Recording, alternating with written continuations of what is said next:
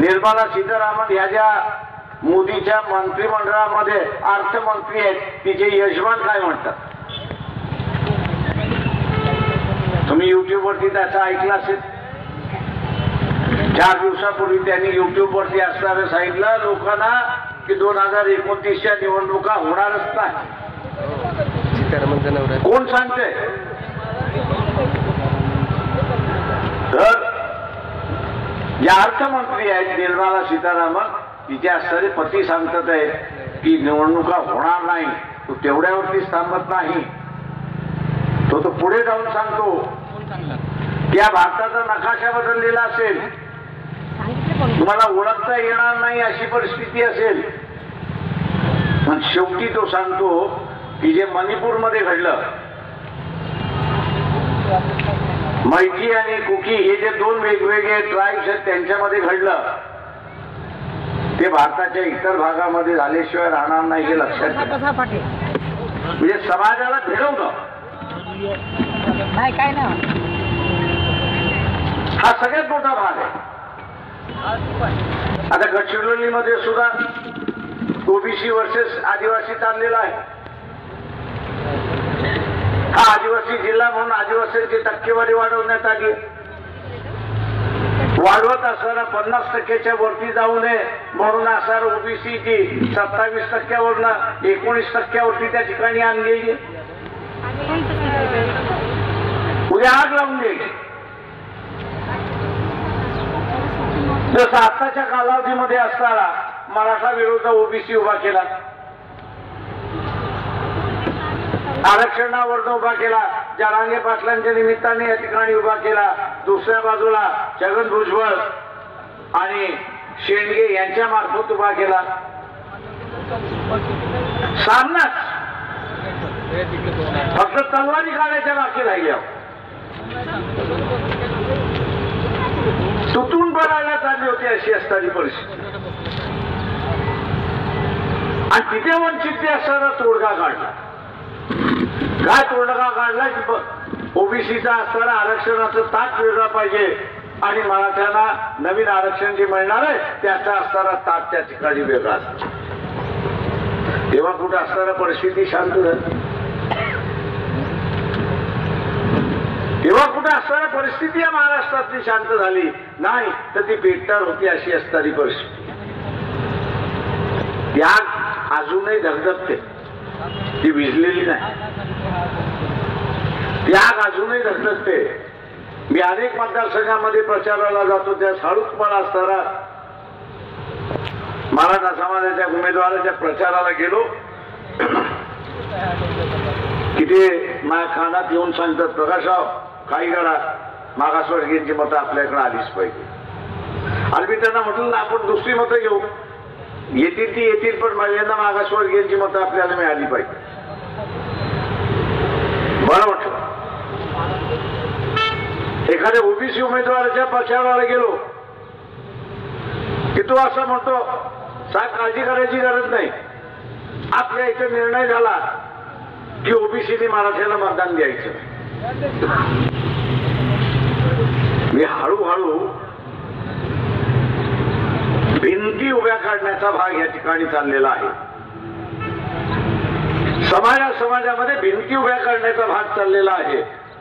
आणि हा उभा करणारा भागामध्ये काँग्रेसची भूमिका आहे का तर नाही, राष्ट्रवादीची भूमिका आहे का नाही, सेनेची भूमिका आहे का उद्धव ठाकरेंची तर अजिबात आपल्याला दिसत नाही. तुम्ही आम्हाला फक्त निवडून द्या, मतदान द्या, आम्ही तुमच्या प्रश्नावरती बोलणार नाही. मित्रो, सगळ्यात मोठा घोटाळा हे मी असं धरून चाललो होतो की आज भारतीय जनता पक्षाने राजीव गांधीच्या बोफोर्सच्या निमित्ताने पूर्ण नाव खराब केलं. सोनिया गांधीचं असणारं नाव खराब केलं. नको नको ते असणारे आरोप केले.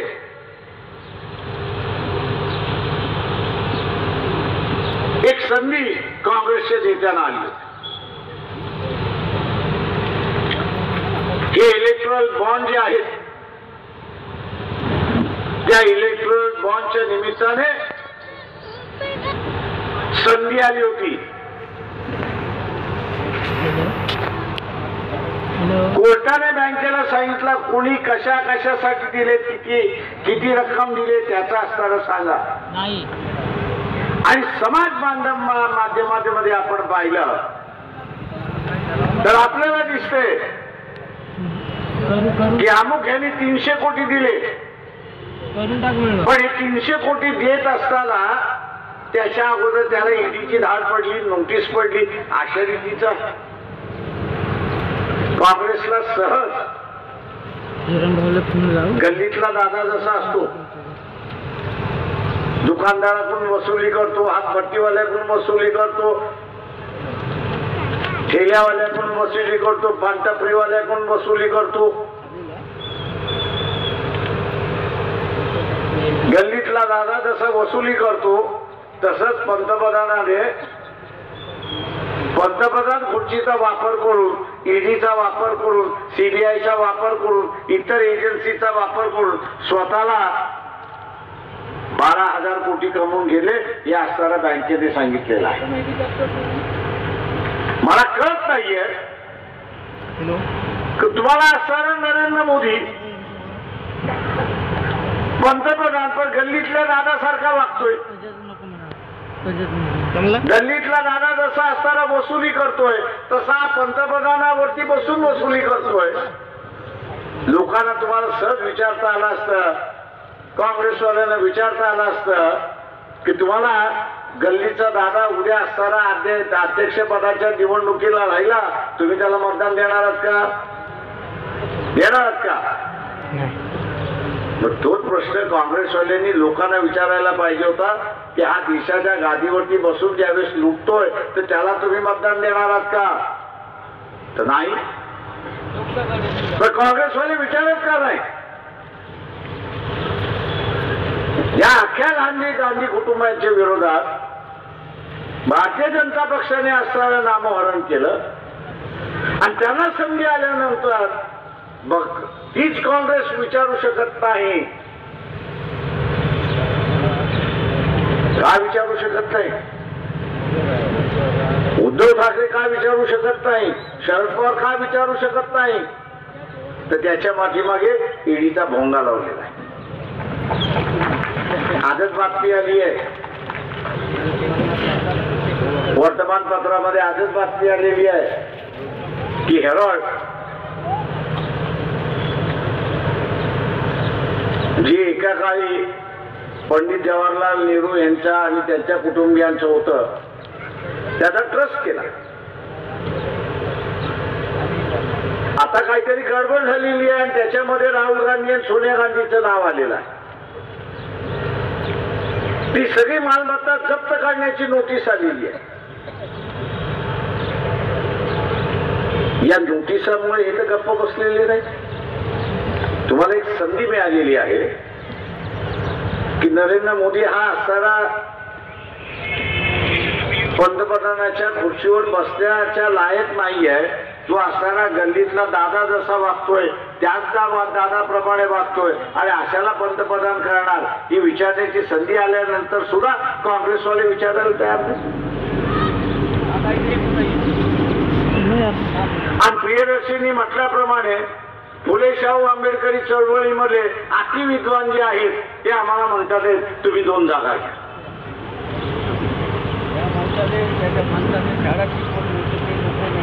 दोन जागा घ्या आणि ह्यांना पूर्ण असणारा मॅच फिक्सिंग करायला मोकळी द्या.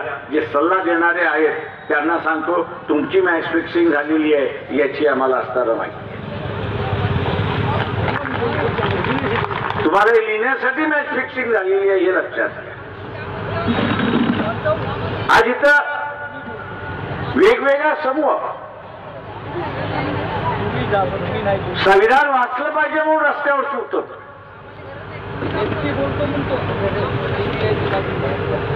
आज वेगवेगळा समूह संविधान वाचावं म्हणून रस्त्यावरती उतरतोय. लोकशाही वाचावी म्हणून तो रस्त्यावरती उचलतोय. आणि मग मी असताना या सगळ्या महाविद्वाना असा विचारतो, काँग्रेसने लालू प्रसाद यादवशी फारकत का घेतली? या महाविद्वानांना मी असताना विचारतो की काँग्रेसने ममता बॅनर्जीशी असताना फारकत का घेतली? याचं उत्तर आहे किंवा इथे मागच्या निवडणुकीमध्ये लोकसभेमध्ये 65 लाख वंचितची उमेदवारी घेतली, मग मतदान घेतलं आणि तुम्ही त्यांना म्हणते 2च जागा घ्या. म्हणजे ते विकणार आणि आपल्यालाही विकणार अशी असणारी परिस्थिती. आज मोदीचं कपडे फाड करण्याची संधी मला तर काँग्रेसवाल्यांना एवढी आली की त्यांनी असं वाया घातली असं मी त्या ठिकाणी म्हणतो. या बोफोर्सच्या नावाने असणारं राजीव गांधीला बदनाम केलं. आज राफेलचं असणारं जे उदाहरण आहे तिथे तुला घुसखोरी झाली नाही असं नाही. राफेलच्या 2 अधिकाऱ्यांना, डेसॉल्ट ही जी कंपनी आहे आणि ज्यांनी राफेलचं असणारं हे केलं, फ्रान्स गव्हर्नमेंटने 2 अधिकाऱ्यांना सजा दिली. कशासाठी? तर तुम्ही असताना घुसखोरी दिली आणि भारताकडून असणारं हे करारनामा करून घेतलं. आता घुसखोरी दिली म्हणजे कोणाला दिली? बोलायला कोण गेलं होतं? तर पंतप्रधान स्वतः बोलायला गेले होते. तुम्हाला विचारल्यात कोणी असणारा तोंड आवडले, तुमचा हात धरलेत, पाय धरलेत किंवा मोदी तिथल्या असणारी 2 माणसं जेलमध्ये गेलेत. फ्रान्सचा असणारा कोर्ट म्हणते की घुसखोरी दिली, ती घुसखोरी तुम्हाला मिळाली की अनिल अंबानींना मिळाली याचा खुलासा तर करा. विचारण्याची असणारी ज्यांची ताकद नाही तुमच्या रस्त्यावरती काय येऊन लढणार? आम्ही त्यांना म्हणालो की त्या सभागृहामध्ये जाऊन आम्हाला लढण्याची गरज नाही. आम्ही रस्त्यावरची माणसं, तेव्हा रस्त्यावरती सुद्धा आमचा लढा सुरुवात होतो. आमचा रस्त्यावरचा सुद्धा लढा हा सुरुवात होतो. परंतु तुमच्या ब्लॅकमेलिंगला आम्ही बळी पडणार नाही एवढं लक्षात घ्या. आज एवढे परिस्थिती आहे, तिथला असताना सनातन असेल, सनातनवादी आहे, RSS आहे की जे मोदीचा प्रचार करणार आहे, त्यांचं तुम्ही असं तोंड बंद करू शकलात असता आणि समाज व्यवस्थेमध्ये जायला त्यांना तोंड राहिलं नसतं अशी असणारी परिस्थिती आहे. 2014 ते 2024 म्हणजे असं उत्तर दिलं 4 महिने अगोदर. हे हिंदूंचं सरकार म्हणून असणारं सांगतात, ज्यांची कमीत कमी 50 कोटीची मालमत्ता आहे, ज्यांची कमीत कमी 50 कोटीची मालमत्ता आहे, असे 16 लाख कुटुंब भारताचं नागरिकत्व सोडून गेले आणि परदेशी नागरिकत्व घेतले. त्याच्यामध्ये मुसलमान नाही आहे, त्याच्यामध्ये ख्रिश्चन नाही आहे, सगळेचे सगळे परिवार हे असणारे हिंदू आहेत. तुम्ही RSSला विचारू शकता, सनातनवाद्यांना विचारू शकता किंवा हे राज्य तुम्ही हिंदूंचं राज्य म्हणताय, पाकिस्तान मधनं येईल त्याला आम्ही देऊ, अफगाणिस्तान मधनं येऊ त्याला असणार आम्ही देऊ, बांगलादेश मधनं हिंदू येईल त्याला आम्ही नागरिकत्व देतो. पण या देशातला 16 लाख कुटुंब, हिंदू कुटुंब देशाचं नागरिकत्व सोडून चाललेत. याच्याबद्दल तुम्हाला लाज लज्जा नाही का?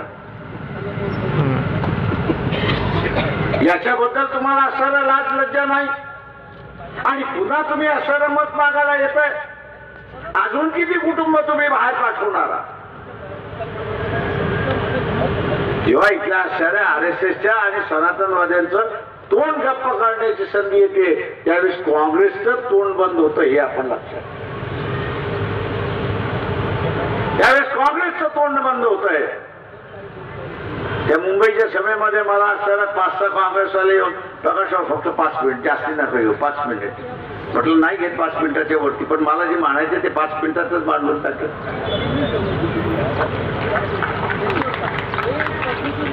मला जास्ती मिनिटं लागत नाही म्हटलं मांडायला. आणि मग त्यांना उदाहरण असं दिलं की एक कंपनी जिथे असणारे वर्षाचे 218 कोटीचा प्रॉफिट झाला, त्यांनी दाखवलं ती कंपनी 1300 कोटीचे बॉन्ड घेते आणि डोनेट करते. तुम्ही हायलाइट करा ना, तुम्ही लोकांसमोर आणा ना. या कंपनीचा 218 कोटी फक्त प्रॉफिट होतो आणि 1300 कोटीचे बॉन्ड विकत घ्यायला पैसे येतात कुठून? काँग्रेसवाल्यांना तोंड उकळून विचारा. तर आम्ही मांडू की तुम्ही असताना बीजेपीच्या विरोधात लढताय, नाही तर तुम्हीच बीटी मात, याची मला खात्री आहे, एवढं लक्षात घ्या. मग जिल्ह्याचे काँग्रेसवाले म्हणतात प्रकाशराव काय करणार, आमचं वरचंच नेतृत्व जरा सडकं निघाले, त्याला काय करणार. मग मी त्यांना म्हणतो आमचा ऑप्शन आहेच तुम्हाला. आम्ही बीजेपीच्या विरोधात लढतोय. ज्या क्षणाला तुमच्याला खात्री पटेल की तुमचा उमेदवार निवडून येत नाही, त्या क्षणाला तुम्ही आमचा उमेदवार उचला, निवडून आणा आणि मोकळावा. पण तुम्हाला सांगतो की विधानसभेमध्ये आपण एकत्र येऊ अशी असणारी परिस्थिती आहे. आता तुम्ही बघत असाल की त्या वाटाघाटीमध्ये काँग्रेसचा असणारा कुचुंबर करून टाकला शिवसेनेनी आणि शरद पवारांनी.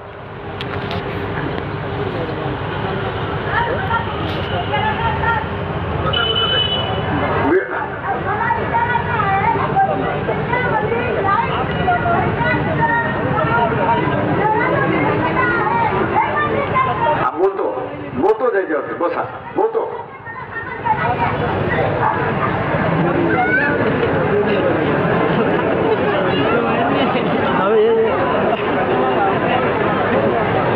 चांगलं आहे की लोकल प्रश्न तिने असायला मांडला आहे. तिची हिंमत आपल्याला झाली नाही, त्यांची हिंमत झाली, त्यांच्या हिमतीला मी दाद देतो.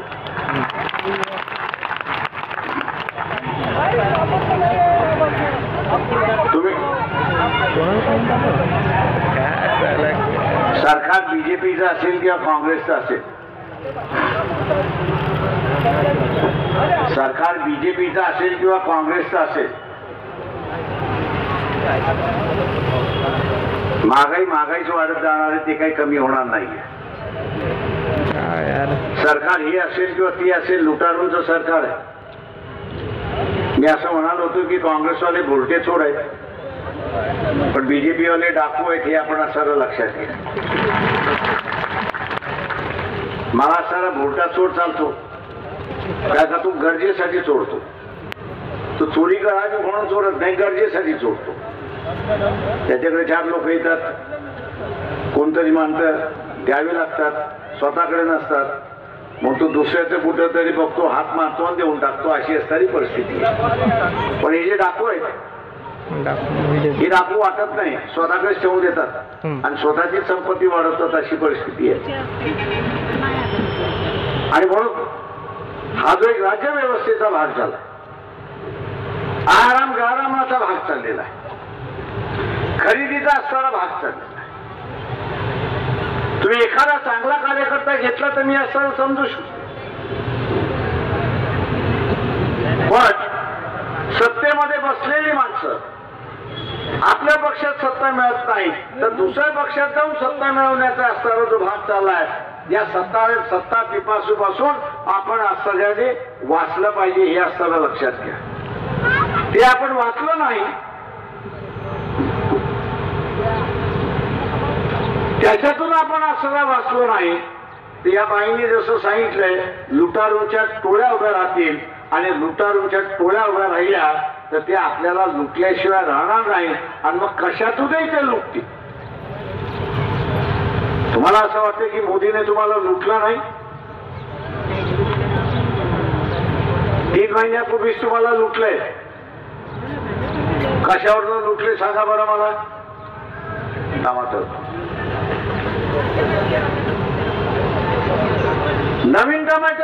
मिळालं नाही, भाव 150 वरती गेला, पुन्हा 25 वरती आला. हे 25 वरती घेऊन जाणं हे पंतप्रधानाच्या कार्यालयाच्या परवानगीशिवाय होणार नाही, हे लक्षात घ्या. त्याच्या कार्यालयाशिवाय होणार नाही, कारण टमाटा दाबून ठेवावा लागतो, बाजारापासून लपून ठेवावा लागतो, तुम्हाला त्याची माहिती द्यावी लागत नाही. महिनाभर असताना दाबण्याचं कामकाज त्या ठिकाणी चाललंय. तुम्हाला हिशेब करायचा किती लुटला त्याचा, केला तुम्ही कधी? मग माझ्याबरोबर बसून आता करा. या महिन्याभरामध्ये तुम्हाला असताना किती किलो टमाटा लागला, किती किलो लागला?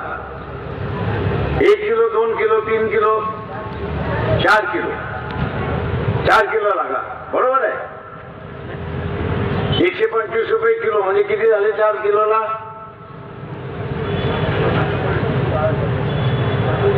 500 झाले. आता भाव काय आहे? आता भाव काय आहे? 4 किलोची किती झाली? वराबाकी बेरीज करा, किती होतात तुम्हाला सांगा. मी एका कुटुंबाकडून त्यांनी 420. गटकुळ शहरामध्ये किती घर आहेत? किती घर आहेत? 1 लाख मी एका घरातून 420, समजा 5000 घर आहेत, किती झाली?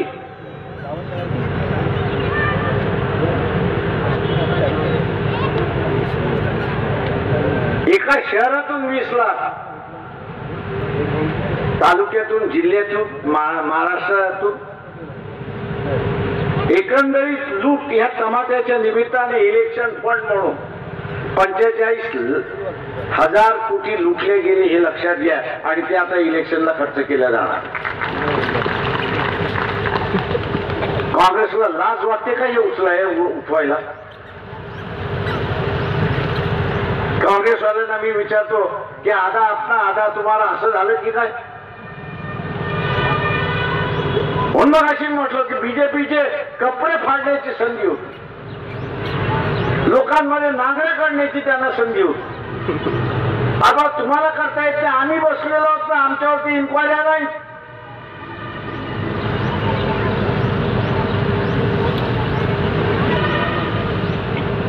मोदीने लय प्रयत्न केला, 12 इन्क्वायऱ्या लावल्या. म्हटलं लाव, तुला जेवढ्या लावायचे तेवढ्याला.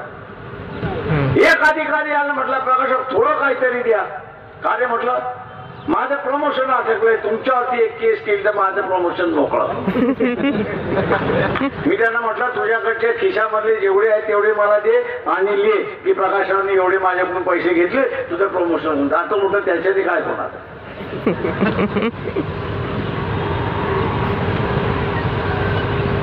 माझ्यासारखी काँग्रेसमधली अनेक माणसं आहेत की ज्यांच्यावरती मोदीची जादू चालणार नाही, ईडीची जादू चालणार नाही, पण त्यांना पुढेच येऊ दिलेलं नाही.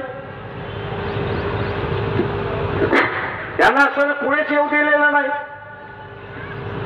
आणि पुढे येऊ दिल्यामुळे जे समोर आलेले आहेत त्या सगळ्यांवरती असणारा मोदीने 1 नाही 2, 3, 4 इन्क्वायऱ्या लावून मोकळ्या केल्या. मग तो असणारा खरगे असेल तर त्याची ही इन्क्वायरी चालू झाली, अशी परिस्थिती. आणि आंबेडकरी चळवळीचे महाभाग, फुलेशाह आंबेडकर चळवळीचे महाभाग आम्हाला सांगतात, अरे नाही तुम्ही त्यांच्याबरोबर गेला असता. बरं, अरे त्यांचं तोंड उघडता येत नाही, त्यांना आवाज त्यांचा निघत नाहीये. तुम्ही लोकांना जागृत कसं करणार?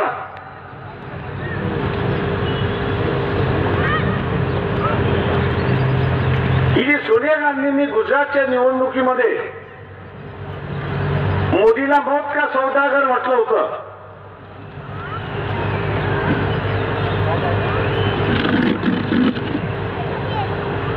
मौत का सौदागर म्हणून म्हटलं होतं, या सगळ्या व्यवस्थेमध्ये ती म्हण खरी उतरली असती हे लक्षात घ्या. जी औषधं फूड अँड ड्रग डिपार्टमेंट अन्न आणि औषधी खात्याने बॅन केली की यांच्यामुळे माणसं मरतील आणि मग बाजारात येऊ नये, त्या फार्मास्युटिकल कंपन्याने बीजेपीला डोनेशन दिलं आणि ते बॅन उठलं.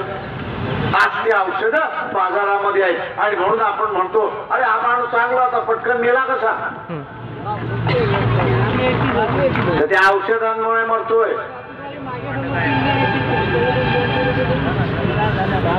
कोणी विचार काँग्रेसवाल्यांनी विचारायला पाहिजे अरे बाबा ती औषधं एका खात्याने सांगितलं की माणसं मरतील त्याच्याने सेवन केल्यानंतर खाल्ल्यानंतर तुम्ही बाजारामध्ये आणलीत कशी.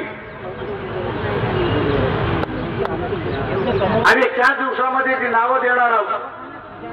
ती जी औषधं बंदिस्त केली होती, बॅन केली होती आणि आज ती बाजारामध्ये उपलब्ध आहे. ज्याला मरायचं असेल त्यांनी असणारं बीजेपीला मतदान करावं. सरळ ज्याला मरायचं नसेल त्यांनी आम्हाला मतदान करावं, गॅस सिलेंडरला मतदान करावं. कारण का पार्लमेंटमध्ये जाऊन बॅन झालेली औषधं ही बॅन करता ठरलीच पाहिजे. मी सरळ म्हणतो ज्याला मोठीशी सौदा करायचा आहे त्यांनी बीजेपीला मतदान द्यावं. ज्याला जिवंत राहायचं आहे त्यांनी असणारं गॅस सिलेंडरला मतदान द्यावं, उमेदवाराला जिंकावं आणि आपलं आयुष्य साबूत ठेवावं अशी परिस्थिती आहे. एवढे मोठं सगळं असताना सुद्धा बीजेपी बोलत नाही. बीजेपीच्या विरोधात काँग्रेस बोलायला तयार नाही. आणि म्हणून आज असणारी जी लढाई आहे मला जी एकंदरीत दिसते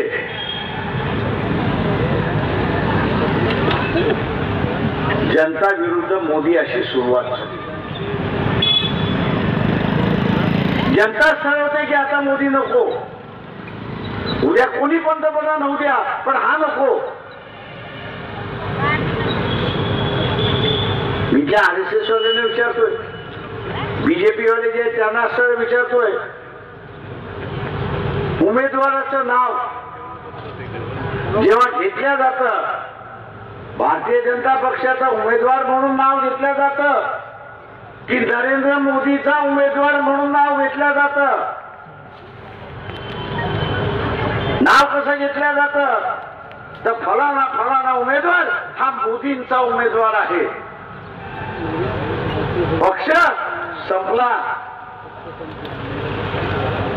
जे भारतीय जनता पक्षाचे कट्टर कार्यकर्ते आहेत त्यांना माझं आव्हान आहे, तुम्हाला पक्ष ठेवायचा आहे की न ठेवायचा आहे. ठेवायचा नसेल तर मोदीचा प्रचार करा, ठेवायचा असेल तर आमचं गॅस सिलेंडर आहे त्याने मोदीला आग लावून टाकू आपण.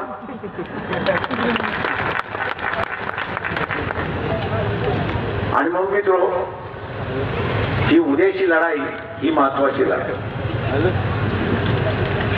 उद्याची लढाई ही महत्वाची लढाई हे मी म्हणत नाही. या देशाचे जे अर्थमंत्री आहे निर्मला सीतारामन मंत्री असल्यामुळे बोलता येत नाही. जेव्हा आपण सुद्धा घरामध्ये करतो आपल्याला बोलता येते तर बायकोला बोलायला लावतो आणि बायकोला बोलता येते ती आपल्याला सांगते आपण बोलतो. ते तिने केलं.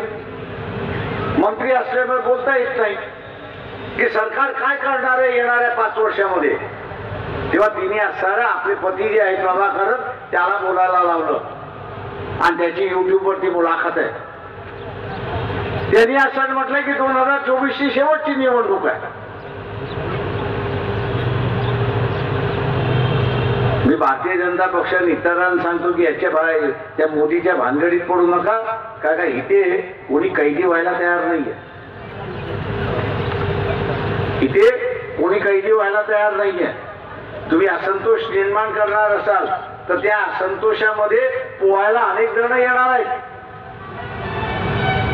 मग ते बॉम्बनी येतील पोहायला, ते बंदुकीनी येतील पोहायला, ते कुठल्याही मार्गाने पोहायला येतील. का त्यांना पोहायचंच आहे. आणि मग अशा काय भानगडीत पडू नका. तू असं म्हणतोय की 2029च्या निवडणुका होणार नाही. तो पुढे जाऊन असं म्हणतोय की भारताचा नकाशा बदललेला असेल. तिसरं तो असताना म्हणतोय की जिथे हे आपण आज बघतोय की ओबीसी आणि आदिवासींचं फिजिकल भांडण झालेलं नाही, शाब्दिक होते. नाही आमच्यावरती आदिवासी अन्याय करतोय. आदिवासी असताना म्हणतो माझा जिल्हा असल्यामुळे मला अधिक मतदान, मला अधिक टक्केवारी, शाब्दिक चाललेला आहे. मराठा ओबीसी हे सुद्धा शाब्दिक चाललेलं आहे. मुसलमान हिंदू हे सुद्धा शाब्दिक चाललेलं आहे. उद्या ही सगळी भांडणं हिंसक झाली तर या देशामध्ये काय. आणि त्याचं उदाहरण देताना त्यांनी असं सांगितलं की येणाऱ्या 5 वर्षामध्ये जे मणिपूरमध्ये घडलं,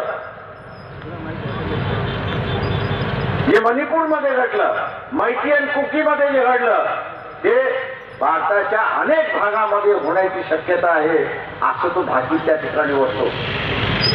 आणि कोण वर्तवतोय? साधा सुद्धा माणूस नाही, ज्योतिषी नाही, तो अर्थशास्त्र आहे.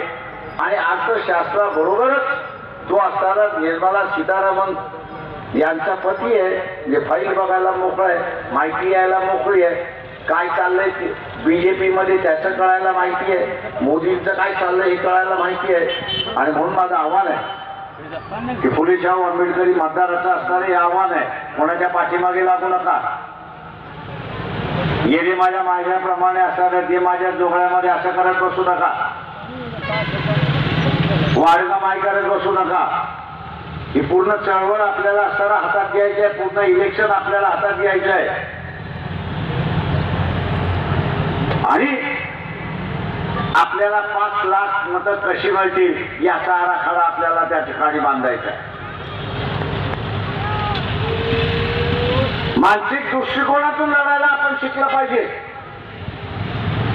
मी नेहमी म्हणत असतो, युद्ध जिंकायचं असेल तर पहिल्यांदा डोक्यामध्ये जिंकावं लागतं. आणि युद्ध जिंकायचं असेल तर पहिल्यांदा आपला मित्र कोण आहे याची यादी करावी लागते. आपला मित्र कोण आहे तर आपण यादी केली पाहिजे. मग आपल्या गावामधला मित्र कोण आहे, आपल्या वस्तीमधला मित्र कोण आहे, तालुक्यामधला जिल्ह्यामधला कोण आहे, तो मित्र आपण सर साजरा करा. त्या मित्राला आपण सर एकत्र करा. इलेक्शनच्या अगोदर यावेळेस बाबासाहेबांची असणारी जयंती ही श्रीशरण पंतसेनेने होईलच, पण गावामध्ये शहरामध्ये ही गाव जेवण दिल्याशिवाय होणार नाही हे आपण असताना लक्षात. नवीन प्रथा आपण असताना त्या ठिकाणी पाडली. नेहमी तेच करण्यात काहीच अर्थ नाही आहे. गाव जेवणाची प्रथा आपण असताना जयंतीच्या निमित्ताने या ठिकाणी पाडूया. आणि ते तुमच्या असताना लक्षात येईल की बाबासाहेबांच्या जयंतीच्या निमित्ताने बाबासाहेबांना मानणारा कोण कोण आहे आपल्या डोळ्यासमोर येतो. जो मानणार आहे तो संविधानाला मानणार आहे, जो संविधानाला मानणारा आहे तो लोकशाहीला मानणारा आहे. आणि जो लोकशाहीला मानणारा आहे तो व्यक्ती स्वातंत्र्याला मानणारा आहे. आणि तो आपला मतदार आहे हे आपण लक्षात घेतलं पाहिजे. आणि म्हणून हारलेल्या मानसिकतेपेक्षा मी जिंकणाऱ्या मानसिकतेचा आहे हे आपण सिलेंडरला विजय करून दाखवून द्या ही अपेक्षा आपल्या सगळ्यांकडून बाळगतो. माझा वेळ झाला म्हणून थांबतो. जय भीम, जय भारत. विजय असो, विजय असो, हम तुम्हारे साथ हैं.